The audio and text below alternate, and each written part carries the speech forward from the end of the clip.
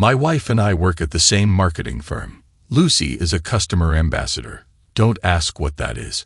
I still don't know what her job is, other than making out with customers. I'm Mark, and I lead the IT team. Everything was going well for us. We were employed, happy, finished renovating our dilapidated house, and we had 2 wonderful children, 13-year-old Emma and 11-year-old Daniel. We live close to our families and have close friendships. We are both over 30, and we suit each other, although, in terms of looks, she is 1.75 meters tall with long blonde hair and beautiful blue eyes. Lucy claims her family lives in Sweden, and she looks Scandinavian. Slim, bright, and lively. She never seems to stand still. I'm 1.75 meters tall with sandy hair and prefer endurance sports such as cycling and running. So, I have a slim build and am physically fit, but not in an ostentatiously athletic way. I was surprised when I was invited to a long weekend on a private island owned by one of our firm's clients, Jack Edwards. Our CEO explained that he and his wife, Margaret, were traveling along with several directors and their partners. Lucy was also invited as she was the client's main contact. It sounded like I was there to crunch the numbers. But hey, don't look a gift horse in the mouth. Jack explained that the client was very wealthy and could easily become our firm's largest client. We would leave early Friday morning and return on Monday on a private charter, and everything would be provided to us. Lucy knew everything when I mentioned it on the way home. She had been working with the client for several months and seemed very impressed and was looking forward to the free weekend. I asked her about the weekend, but she didn't seem to know much, so I asked her about the client. Lucy explained that his name was William Fellows and said that he was in his mid-40s, looked good, exuded self-confidence, and had inherited the family fortune. She seemed a little fascinated, describing him as bossy and reserved, among other things. Great, I thought to myself. He sounds like an arrogant man, but I'll probably keep that observation to myself until the weekend. 2 weeks later, on a Friday morning, we found ourselves on a private charter plane. I must say I was impressed. If the island was his, he must be absolutely well-equipped. I don't know exactly what I expected, but it seemed huge, maybe 5 miles long and a couple of miles wide judging by what we saw as we came into land. It looked like a 5-star resort, with the main buildings located behind the white sandy beach that formed a perfect crescent. Lucy was beside herself with delight, and the others were not far behind her. We were shown to our rooms and then went to lunch with our host on the veranda overlooking the bay. I wanted to hate him, but William seemed like a reasonable guy. Lucy even downplayed his appearance. He looked like George Clooney. He thanked us for coming and told us to make ourselves at home. We chatted with the other 3 couples from our firm and met a stunning brunette named Charlotte, who I assumed was William's weekend date. Besides the wait staff, the only guy there who wasn't introduced to us looked like a security guard and hung around in the background. I wondered what kind of enemies William had that even on a desert island he still needed protection. William greeted Lucy like an old friend, and they felt very comfortable in each other's company. She and the others seemed to obey most of his words. I suppose this was natural, since he was an unusually generous host and their most valuable client. We had a great afternoon snorkeling, kayaking, and generally lazing around in the bay. Free drinks and food were constantly offered. Later, we enjoyed the evening dinner with all the members of the group. The atmosphere was friendly and relaxed as we chatted in small groups. Charlotte came up to us and introduced herself. She was sweet and talked about growing up in England. I got the impression that she was from a wealthy family, but she seemed genuinely nice. I wondered if she was a model, or maybe she didn't need to work. To my surprise, she was quite flirty with me, even in front of Lucy. I managed to politely avoid her, simply chalking it up to being too friendly. Full-time care, no children, time to relax, and an idyllic location. The perfect setting for a romantic night. Lucy was particularly loving, and her lovemaking was intense. She confessed her love for me on multiple occasions. It was the best night in a long time. Maybe there's something to this Love Island idea after all. I was hoping for a repeat the next morning, but Lucy quickly showered and was ready for breakfast. I finally managed to drag myself out of bed and catch up with her while she was talking to Jack and William.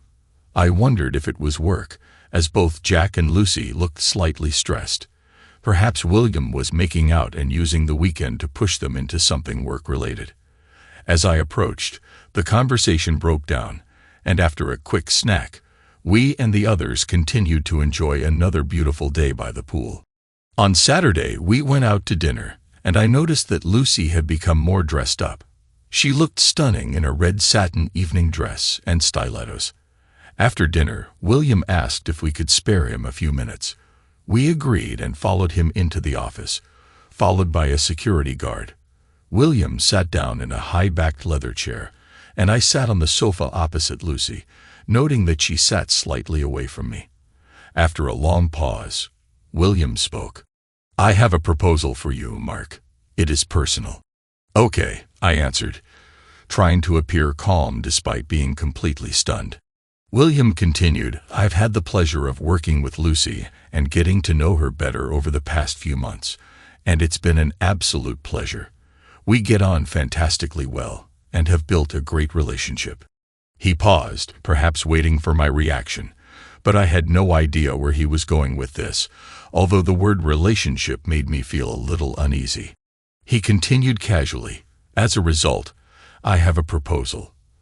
I would like to spend the rest of the weekend with Lucy. Of course, I will be happy to compensate for the time she would have to spend with you, and to do this, I intend to transfer $100,000 into your joint account." I laughed. It was supposed to be a joke, and I couldn't resist making one. "Well, William, it looks like you're a little tight-fisted. Didn't Robert Redford offer more than £1 million for Demi Moore?" Nobody laughed anymore. William continued, "As in any other business, I'm willing to negotiate the price to get what I want. Besides, Charlotte will be in a difficult situation, and I would be glad if you would agree to entertain her." I turned to Lucy, expecting her to smile, but she just looked worried. "This is not a joke, Mark. William invited me to join him, and I think that we should seriously consider this offer." I wanted to hit him, but when I looked back, the guard was already close. I was surprised how he managed it. I didn't even see him move. William continued to say, "I assure you that your wife fully supports this idea. Where's the harm? We'll all have a great time, and you'll make a significant amount of money." I turned to Lucy.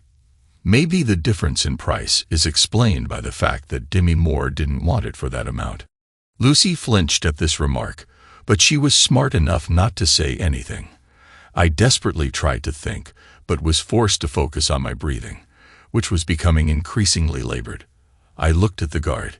His demeanor had completely changed. He looked wary and focused on my movements, and with good reason, since I really wanted to punch William in his pretty face. "What is your name, ex-military, judging by your appearance?" "Shane, sir, and I cannot comment on this matter. And if I attack your boss, I think you could kill me with your bare hands or something." Shane smiled. "Maybe just to keep me from doing this, sir." Turning to William, I said, "It's a good thing you brought him. Otherwise, I would have beaten the crap out of you." William didn't seem bothered at all. "Let us not rush, Mark. A lot depends on this." Lucy spoke next. "Mark, think about it. Just a couple of days, and money will change our lives forever." I was devastated. She clearly planned and wanted this. "Tell me, dear, did the offer of money come after you two decided to do this?" Having received no answer, I continued, "I think Charlotte was also offered to sweeten the deal." "Who is she? A prostitute?" William replied, "Charlotte is my personal friend. In addition to being rich, she is a very high-class escort and only takes contracts that interest her. Rest assured, with her, you will experience something out of the ordinary. I think that makes them both prostitutes." Another wince from Lucy, but no softening words.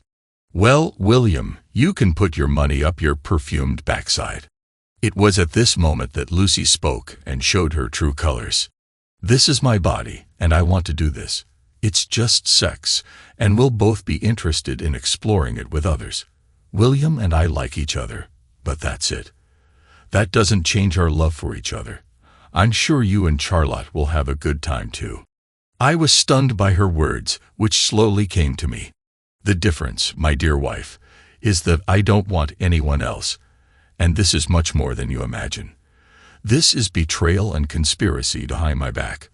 I will never be able to trust you again, and if you are ready to do it once, then why not do it again?" Lucy quickly replied, "You are overreacting. I told you about this, so it's not a conspiracy or a secret, and I'm absolutely truthful. This will happen, and then I will return, becoming completely yours. If you love me, you will only allow me this one thing. Think about what we can do with the money, holidays with the kids, everything. Don't you dare use our children as an excuse. We don't need money, and don't think I'll take you back. Your honesty will only work if we agree on something together, and the only person you agree on anything with is this pompous man. Money is just an excuse. You want and plan to do it. I think the money and Charlotte are just because you didn't think I'd agree. Well, you're right. Even with money, I still don't agree." Lucy continued, "You're right. I want to do this. I want to experience something different, something new, and I am attracted to William. But this should not hurt us. I don't want to change, and you think this is better. Have you already made your choice, even dressed up for it? Don't resist, baby. You won't like the consequences." "What do you mean?" I asked. "Well, you won't come out of this with good consequences if you fight this or go for a divorce. You will lose everything. Your home, children, even your job will be in jeopardy. And there is no need for this, so just accept it. Everything will be much easier. See you tomorrow, and remember, I love you, and only you." I needed to leave. Breathing was becoming a real problem, and if I stayed, I would lose it. I stood up, feeling unsteady, and staggered towards the door. I heard Lucy calling my name, but I kept walking. As I was crossing the hall, Charlotte came up to me and hugged me, saying that everything would be fine. I turned to her. "Who are you?" A consolation prize. She walked away with her head held high. I kept walking and eventually got outside and walked halfway across the yard, but I didn't feel very good. I heard footsteps behind me and was disappointed to see that it was Shane and not Lucy. "Listen, Shane, you just need to back off," I said. "I would love to, but I need to make sure you don't do anything stupid. For example, do you have any ideas?" "Because I don't have any," Shane replied. "Mark, you don't look too good. Just sit against the wall, pull your knees up, and focus on taking long, slow breaths," Shane suggested. After a few minutes, I calmed down. "Thank you. I probably don't know what it was, possibly an anxiety or panic attack," I said. Shane replied, "You were quite pale, but now you look more pink. Speaking of stupid ideas, is there a way to get out of this hole?" I asked. Shane replied seriously, "You can't get off this island today. There are no boats. The plane and pilot left for another charter. You might be able to radio for help, but a cheating wife is hardly an emergency. I'm glad you think she's unfaithful. She doesn't seem to understand that, and I'm already starting to doubt myself. What should I do?" I asked. "Because of you, I can't even beat the crap out of him," I said. "Yes, sorry about that. I would like to step aside, but I will never find a job again," Shane continued. "Listen, think about what you are going to do and come up with a plan. Whatever you need to do can wait until Monday. It's like in the army. Form a plan, sit quietly, and don't tell them what you're going to do," Shane advised. "The problem is that I have no idea what to do. They seem to have everything planned, and I will have to sit and suffer tomorrow and Monday while you babysit me," I replied. After a long pause, Shane suggested, "There's a ship coming early Monday morning with cargo. You can take it if you want to avoid the plane with everyone else going home." They can't stop you. No one, including me, wants to be accused of kidnapping or imprisonment. I can even go with you. This contract is losing its attractiveness. I don't like being on the wrong side, even if it pays well. Okay, this will help. I just need to get through tomorrow. Tell you what, why don't we go on a hike around the island tomorrow morning to take your mind off all this nonsense? Besides, you should think about Charlotte. She's a wonderful girl, and it looks like you have nothing to lose, Shane suggested. I'll go back there. You never know. Maybe she'll change her mind, I said. She, of course, did not change her mind, but surprisingly, I fell asleep. I think from fatigue. The next morning, I changed into my gym clothes and hurried down the stairs, hoping to avoid everyone and go on my date with Shane. Unfortunately, as soon as I entered the dining room, silence reigned there. I looked for something quick to eat and grabbed some fruit. The noise of conversations was heard. I heard comments about everything being fine. No big deal. She will come back. Then CFO John Cousins came up with his wife. Look, we've all been through this. Just let it happen. It's nothing personal. He dates other wives, but then moves on. And he is very generous, he said. At that moment, Lucy and William appeared. She looked absolutely pleased with herself. I would say radiant if I had to describe it. At least she did until she noticed me. Her smile faded. She let go of that man's hand and came over to kiss or hug me. I pulled her away at arm's length and looked around. God, I thought, what a fool I was. Everyone knew what would happen before the weekend even started. What an absolute fool I was. I went out. Lucy spoke. Please stay, Mark. We can chat with the group and have another good day together. I looked around. All eyes were fixed on me, some in anticipation, others clearly amused by this scene. No, he paid for you and can keep you. But before I go, I need to tell the group something. I believe this weekend has been planned for quite some time, and you all have known about it. So it's only fair that you all hear what I have to say. All members of the group looked at each other in shock, nervously glancing at each other. Jack and Margaret, I would never have come this weekend if you weren't here. It never occurred to me that you would be involved in something so vile. You know and approve of what he does, like some kind of fan club of sick voyeurs. I hope you enjoyed keeping me blind. I noticed how they all began to move awkwardly. This was clearly not part of their plans. I actually felt we were friends, and making me feel at home so they could arrange everything was a nice touch. And you're wrong, Bill. This is very personal, so thank you for your role in destroying my marriage. The fact that they are willing to use leverage over my children is frankly disgusting. I don't allow anyone to threaten my children. Lucy insisted, you're making too big a deal out of this. It was merely a momentary lapse, a fleeting encounter that shouldn't shake our foundation. I've already expressed my love. I interjected, here comes the initial line of defense. Trying to downplay it, are we? I'm well aware you had a game plan for how I'd react, being the captain and all. So, let's dissect what you had in mind. Phase A, we stay put, and you gradually normalize the situation before we return home. You and your cohorts probably even discussed this seriously, preemptively addressing the issue on your behalf. No doubt you expect me to swallow my pride, refrain from overreacting, and maturely accept the situation. After all, it's just my ego and pride, right? You know it's a futile effort, but hey, it's all part of the easing in process. So, for Phase B, once the weekend wraps up, you relinquish control to me. We'll engage in intimacy, lots of it, perhaps even exploring new territories. Leveraging your connections, we'll rejuvenate our bond and emerge stronger than ever. I wouldn't be surprised if you've plotted ways to seduce me. After all, sweetheart, you can't let my sense of loss linger too long. Lucy glanced nervously at William, indicating that my remark struck a chord. Additionally, we'll have access to the funds he promised you. With the earnings from your side endeavors, we can treat the kids to a Disneyland trip and meet Mickey. These words elicited visible reactions from several individuals, evident from their shudders. If we are still fighting, phase B kicks in. You already sowed the seed last night. If I really love you, then I should allow you to do this. For 15 years, you have been a wonderful wife.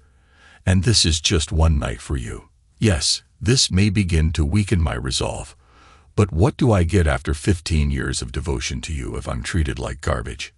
You knew I would never agree, and you attack me with a complete lack of respect. So this plan won't work. Now you're a little worried. Maybe you better give me time to cool down. In a week or two, you'll find me drowning my sorrows in a bar somewhere. And then you'll ask for forgiveness. This is phase D. You actually regret all this. You didn't realize it would hurt me so much, and you never would have done it if you had known. You love me, beg, cry, and all that. I must admit that you have a chance. But then the way you just walked hand in hand with him in front of everyone and looked so delighted with yourself confirmed to me that there really was no guilt or regret, only contempt and a desire to humiliate me. Phase D won't work for you. So finally, a backup plan may be needed. Phase E, threats. You will take all the money, the house, and set the children on me. You've already suggested that I might lose my job. William will pay to find you the best lawyers. I will end my life sad and lonely. You can even threaten to move in with him and live happily ever after with our children. William raised his head so quickly that I almost laughed. Oh God, it looks like your lover doesn't really want your children, baby. Lucy finally found her voice. It's really not that big of a problem, she began. Why don't we just relax and give ourselves time to think? This is phase A, Lucy. We've already been through this, I said categorically. So why don't we save everyone time and move on to the final result? This is what I was thinking about last night, and my conclusion is that everyone, including the children, would be better off if we divorced. This is much healthier than living in an unhappy home.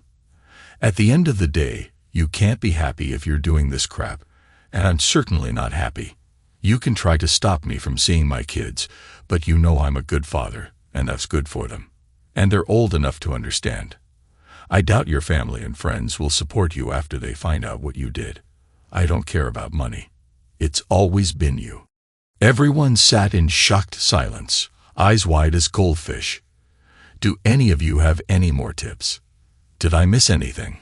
No, I don't think so. Oh, and one more thing. Jack, you can shove your job up your rear. But I'll see you in court for a forced dismissal case. My job depends on the client having my wife. It seems that this is simply the reason. With that, I walked out. You could have heard a pin drop. Shane followed me as always. As we left, Shane chuckled. Well done. I see that you took to heart the advice to keep the plan to yourself. I couldn't help but smile. Yes, it looks like I failed at this idea. Shane actually laughed as we left the building. It's good that you remained a civilian.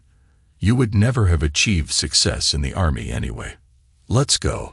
Shane grabbed his backpack and set off at a leisurely pace up the coast. After a mile, I was having trouble keeping up with him, and began to think that perhaps it was a mistake.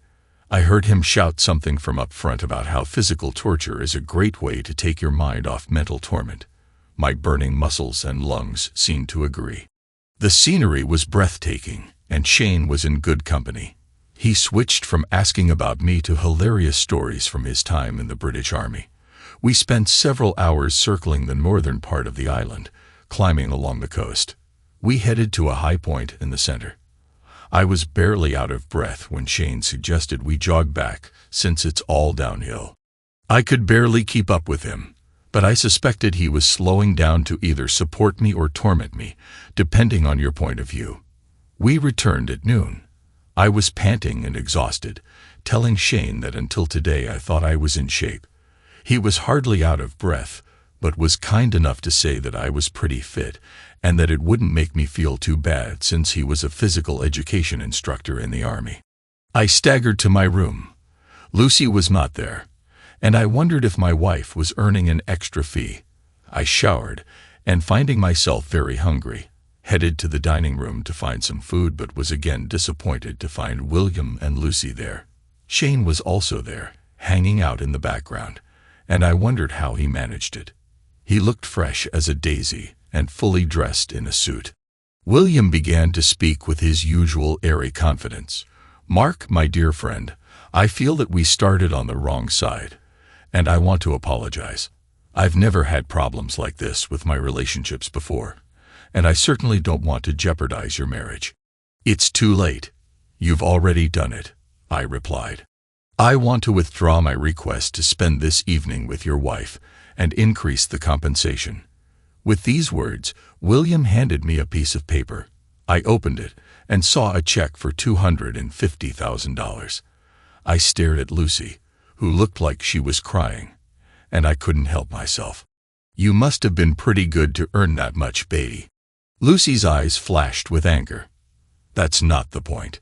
We made a terrible mistake, and we're trying to correct it."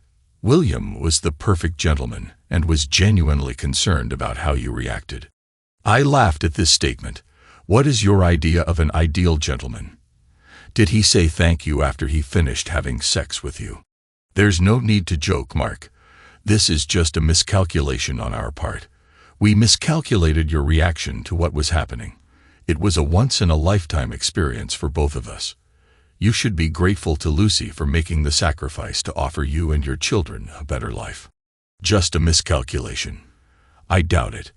I made it clear what I thought about your plan, but you both went ahead anyway. You could have stopped everything at any moment, but decided to stop only after you had your share of pleasure. Well, you calculated this little maneuver too." With this, I tore up the check. "I just saved you from becoming a hypocrite. There's only the cheating part left, but I don't think I can fix that this time." Her tears started immediately. I turned to Fellows. "Why are you doing this? Control or the thrill of having someone else's wife? Either way, it makes you a very sad person. Lord, how old are you? 48 years old, and you act like a child stealing toys just because you can. Don't you have anything more meaningful to focus on?" William laughed in response. "I run an international corporation and give millions to charity. I have something to focus on. According to the research I did last night, you inherited this corporation, and under your management, it is shrinking. When it comes to charities, attending galas, dinners, and fundraisers must be difficult. When was the last time you did something yourself, got your hands dirty, and actually helped another person? I doubt you have it in you. You're so self-absorbed and too busy playing games with people's lives. Judging by the way you planned this weekend for everyone to know, you must be turned on by humiliating others. Sorry, Lucy, but it wasn't just because he wanted you. He wants every board member's wife. So you're one of many. Why don't you, William, try to grow up, have a real relationship with someone, put some of your wealth to good use, and stop being a complete idiot?" For the first time, I saw him stumble over his words and look unsure of himself. I continued, "Shane, you better get that man out of my sight before I take a chance on you." I saw Shane hide a small smile before saying to Fellows, "I think it's time for us to leave, sir, before your safety becomes an issue." After they left, I grabbed a snack and went down to the beach, trying to avoid the others. Just when I thought I was alone on the beach, I noticed Charlotte lying in a hammock, reading. If she had been beautiful before, now when she smiled, she became truly dazzling. I approached her. "Sorry about last night." Before I could continue, she replied, "There is no need for this. I was sure that you would accept the offer. If I had known, I would never have approached you. Your reaction is completely understandable, and your speech at breakfast was absolutely wonderful. I couldn't agree more." When you left, Lucy burst into tears, and I've never seen William look so embarrassed. I loved every minute. "Oh, I'm sorry. I shouldn't have said that considering what you're dealing with," I answered. "Thank you. Good. I'm even glad that something is starting to become clearer. I'm already tired of being told that this is nonsense. You see, William has no idea what to do with you. He had never been rejected before and was not used to dealing with morals. "Has he already offered you more money?" "Yes, just before I came down. $250,000. Fool. I told him not to do it, but he's used to paying enough until he gets what he wants. He will pay for this both in business and personally." Charlotte was easy to talk to, and she listened intently as I talked about my marriage and children.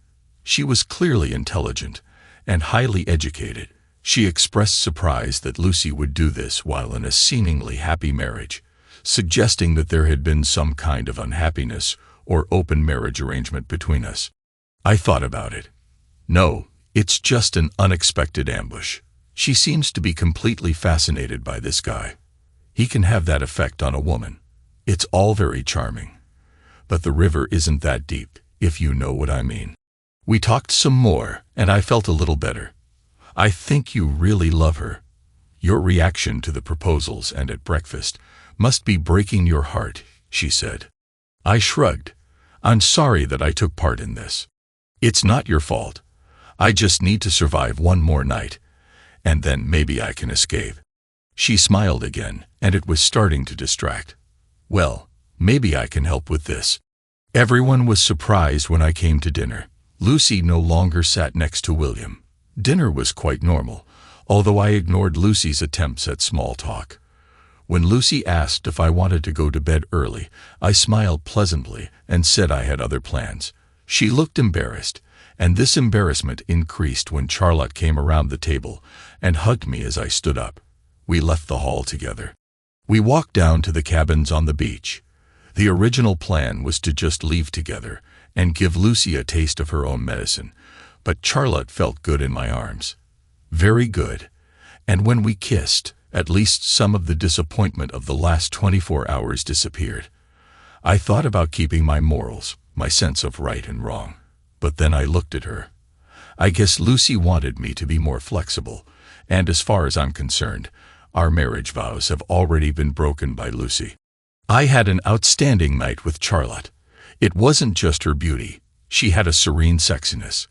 Every move seemed so precise and perfectly timed. She truly was a master of her craft. Surprising myself, I didn't think about Lucy and didn't feel guilty. The painful memory of Lucy with William easily eliminated any hint of remorse. I had a good time. Boat, taxi to the airport, and then the usual flight home. I picked up the kids and made arrangements for their weekend as best I could. I made up a vague story about how their mother and I had had a fight, but that we would work things out, and was just suggesting dinner when Lucy came into the house dragging our heavy suitcase. The children ran upstairs to get ready, shouting, "Hi, Mom." Lucy smiled. "Dinner is a good idea. If you give me a few minutes, I'll get ready." "I'd rather you didn't do that, Lucy. Like you said, I don't know how much time I'll have with them. So I'd rather we go alone." "Lucy." When I met William, I immediately felt a connection. He seemed so dashing, confident, strong, charming, almost like old movie characters. It was strange that later, in Mark's presence, he was neither of them. Flirting led to lunch and then dinner. It was exciting. I felt dizzy from it. After dinner, he kissed me goodnight, and I almost melted. But I was determined not to cheat and told him about it. William talked about how some of his relationships were open, and I wondered if Mark might be able to go for it. When he offered to make this offer, I thought that the money would justify it. Jack supported me, and we started making plans for the weekend. The weekend started out brilliantly. I had a great time with Mark, and almost gave up on the whole thing if only I could. William said that everything would be fine, and that he should relax. Both he and Jack said to expect Mark to reject the idea, but to give him time to calm down. Mark reacted completely differently than we expected and planned. The biggest shock was that he actually looked unwell. I wanted to run after him, but William assured me that everything would be fine. He asked Charlotte to meet him, so when he didn't return, I thought he was staying with her. I was relieved, and after months of waiting, I was desperate to spend time with William. As soon as he kissed me, I realized that I would succeed. He led me into his bedroom, and before I could take off my clothes, I was already excited with anticipation. William stood in front of me and undressed me as if I were the most delicate trophy. I felt so special. Despite his age, he was incredibly fit. I was not disappointed by his body or his manhood below the waist. When I reached out to him, William pulled away and started kissing my whole body, kissing me everywhere. Slowly, he gauged my reaction and responded, seemingly in sync with everything I wanted and needed. My first climax came quickly, caused by his skillful caresses. When I came to my senses, he stood up and began to kiss me passionately. He was a skilled lover. I was stunned by the sensations that washed over my body. Now I was completely captured by desire. He increased the pace and began to take me hard. As the next climax approached, William followed me. Finally, we both relaxed in each other's arms. I woke up in the middle of the night, confused, believing I was sleeping with Mark, and shocked to find another man lying next to me. I felt guilty, wondering where Mark was and how he was feeling. I must have disturbed William because he woke up and kissed me, and my guilt was soon forgotten when he climbed on top of me again. This morning, I was brushing my teeth when William came up behind me. He seemed insatiable. We moved back onto the bed, holding each other's hands, before I pushed him onto his back and straddled him, delighted by the look of desire and ecstasy on his face. Once again, it was able to coincide with our final climax. It was everything I had hoped for, and I was thrilled. I kissed William and thanked him for a wonderful night. It felt natural to hold his hand as we walked down the stairs and into the dining room, and I looked forward to another night. I turned to look at Mark, and everything fell apart. I had to swallow my panic when Mark exploded. Everything had to go wrong. It was clear that he had not slept with Charlotte. Even without this, I thought that he would leave, but I did not expect such anger. What scared me most was his cold rage. Mark was too logical in everything. He anticipated almost all of my well-developed arguments when I brought them supported by William. They sounded much more convincing, but Mark crushed them all in 5 minutes, making them sound weak and pathetic even to me. I tried my best to hold my position, but I realized that I was losing. After he left, I collapsed, sobbing hysterically. William looked unsure for the first time. When I came to my senses, I tried to find him, but I couldn't. Jack and William then proposed the idea of stopping everything by offering more money. When we offered Mark more money later that day, I was amazed at how things turned out. William's presence had diminished so much that he truly seemed small and insignificant. Before that, his authority was such that I believed everything he said, but now this authority was undermined to the limit. He assured me that we could have fun without ruining my marriage. This plan crumbled into dust, and I was no longer sure of anything. I then flew into an irrational rage, assuming that I would stay on the island longer and have fun, but was surprised by Jack's calm but cruel response. "Don't be so darn stupid, Lucy. If you want to have even the slightest chance of saving your marriage, ask for forgiveness. You better be honest and serious in what you say. He doesn't seem like a man who's willing to change his mind. Personally, I can't argue with anything he said at breakfast." I was even more shocked when Jack told William that they would never have the same things again. He continued by saying that Mark was a decent guy and didn't deserve any of the trouble we caused, and William should take his advice and think about growing up. I was amazed that Mark was present at the evening dinner.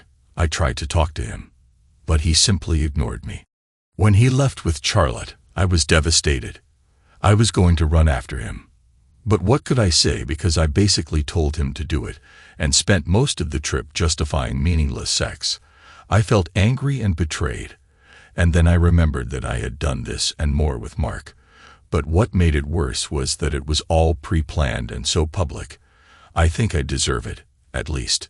It might help us stay together if we both cheat. The plane ride back without Mark made me realize how much trouble my marriage was in because he had managed to find a way to leave the island before us. I never really talked to him properly after that incident. The realization of my actions began to become apparent, and waves of guilt washed over me. I reminded myself about money. Who in their right mind would refuse such an amount? My constant tears turned into full-blown sobs bordering on hysteria, which I could not control. Jack and Margaret became increasingly concerned about my well-being. When I got home, Mark was there, but he didn't want me to have dinner with him and the kids. I almost managed to hold out until they left, and then I burst into tears again. Exclusion from the meal seemed to me an ominous prelude to my future life. When I came to my senses, I desperately tried to think of what to say when Mark returned. The problem was that everything sounded like what he had already said, and I was embarrassed to ask my mother or friends for advice. When we finally got home, the kids went straight to their bedrooms as usual, burying their heads in video games and phones. I stood and looked at Lucy in the kitchen. She seemed completely unfamiliar to me. She almost whispered, "Can we talk? I mean, properly."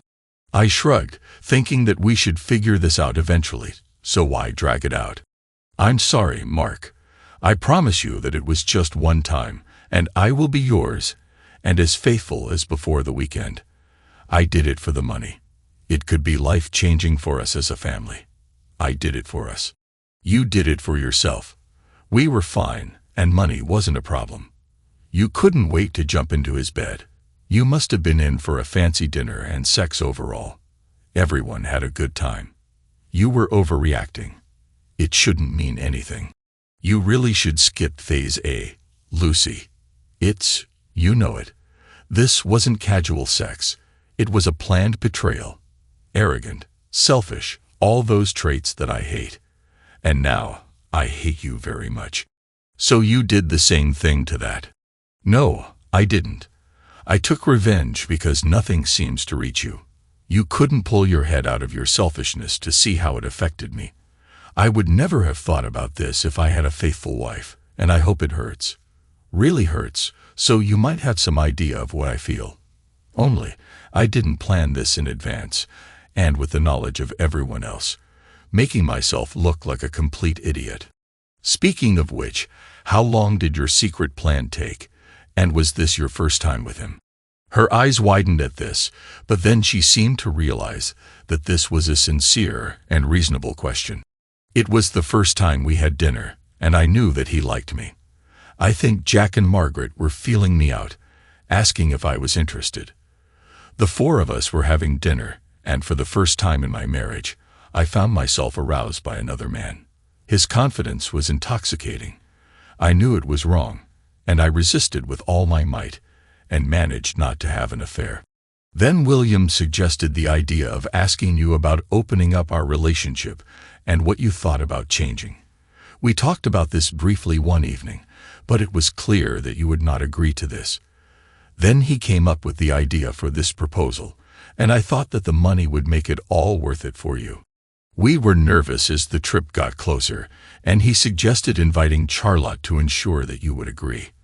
I didn't like the idea, but by then, I just wanted it to happen. I thought that even if you didn't entirely approve of this, we would recover. Then you so effectively destroyed all these ideas at breakfast, and I began to realize the consequences of what I had done. Was it worth it? No, of course not. I was so carried away by him and listened to what he said. I never meant to hurt you. Oh, then straight to phase D, unintentional pain. You were enjoying this. It was clear enough from the way you were flying around during breakfast. Now you're just telling me what I need to hear. Sorry, the honest answer is yes, I liked it. He was good. It's not bigger or better, it's just different. It was exciting, new exciting, and I was fascinated by it. He is very experienced and knows what he is doing. But this was the only time. Please don't abandon us and break up our family because of a one-time incident. I found myself smiling wryly. It's funny, but that's exactly how I would describe what you've already done. Destroyed our family because of a one-time act. It's all on you, not me. You're right. It's all my fault. I'm so sorry. I love you with all my heart. Well, not with all your heart. You gave part of it to him. And even if you claim that you didn't, your love still wasn't enough to keep me faithful. How can I trust you again? I was so trusting because it never occurred to me that you were capable of what you did. I think I don't really know you. I can hardly bring myself to look at you, let alone pretend this didn't happen." Lucy recoiled in shock. "You can't say that you love me. I know I never thought that I could lose you." "I agree. You only thought about yourself and your selfishness, not about me and the children. But sometimes love is not enough." I tried to calm down and move away from gaining points in the argument and anger. After a long pause, I continued, "Listen, Lucy, even if we stay together and just forget about it, as you suggest, we will never be the same. You destroyed the trust and bond of care we have for each other. You remember that more than anything in the world, we cared about each other and the children. We didn't let anyone else get hurt. I never expected that you could hurt me, Mark. I love you. I made a huge mistake, and I'm ready to do anything to get it back. This cannot mean that we will get divorced to get your way. You tore my heart and threatened me. You don't do that to someone you really love." Lucy stared in silence, stunned, not knowing what else to say. "We need to talk about the children. I think that children are better off in separated families than in dysfunctional ones, so from this point of view, the best option is divorce. I agree that you will win custody, but don't try to stop me from seeing them. It will be better for you too. They are listening to me. You are not very good at setting boundaries." I frowned at the irony of that comment, "and they are already testing you. It will be better for you, and for them, if I remain in their lives." Lucy shrugged seriously. "Lucy, no matter what happens, don't stop me from seeing your children. Don't alienate me. I am not a bad guy. I treat them well and love them to bits. You haven't seen how angry I am yet. I will fight you to the end, spend all our money on lawyers, and we will destroy each other in the process." I warned her. She nodded. "I would never do that. You are a great father, and they need you. They will want you to continue to take them with you on trips and practice with them in all sports sections," she said. I turned and looked at her, surprised by the first comment in which I felt that she was not trying to manipulate me or justify her actions. "Be careful, Lucy. You're throwing off Phase D seriously, even though you know who I am. Why do this? I can only think that deep down you wanted us to break up." "God, never," Lucy said urgently. "There is no excuse for this. I became selfish, convinced myself that I could get something more. It seemed to me that somehow I could hold you. Why didn't you stop me that evening and just leave?" I couldn't breathe and had to leave. Then it didn't seem to matter much anymore. The fact that you wanted another guy by any means necessary meant that I had already lost you. This conversation killed us long before you reached his bed. Perhaps it was all over when you first started planning everything. You spent weeks talking to him and preparing. Letting you go and not forcing you to stop makes it easier to end everything. There is no turning back, and that was the beginning of the end. The marriage was destroyed in less than 4 days. We divorced, fortunately without any need for counseling. I think Lucy didn't want to explain her actions. On the one hand, it's a shame. I was hoping someone qualified could show how wrong she was. She did keep one promise, and in the end, we spent approximately equal amounts of time with the children. She even admitted to them that everything was her fault without going into details.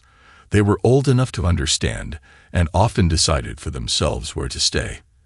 They were at that age when parents became famous taxi drivers and loan sharks.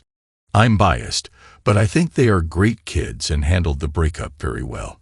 Children can be surprisingly resilient. Under the terms of the divorce, Lucy could keep our house until the children were of age and then sell or buy it, but I still wanted this for the children, and it allowed them to attend the same school. Fortunately, the right decision paid off. By the time the children went to college, real estate prices had skyrocketed. Lucy had to buy the share from me, and it was the best investment of my life. How could she afford this?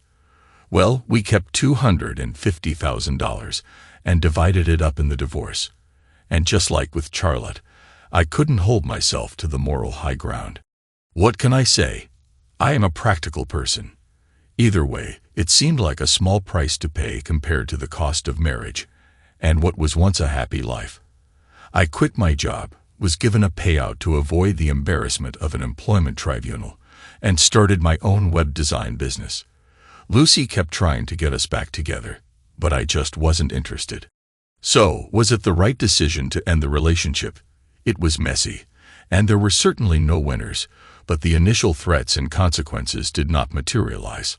I wasn't going to forget or forgive that night, and there's something important about looking at yourself in the mirror and liking whoever you see there. Thanks to everyone who took the time to listen to today's stories. If you enjoyed it, please consider liking and subscribing if you haven't already. Feel free to share your thoughts on the events in the comments below. Take care.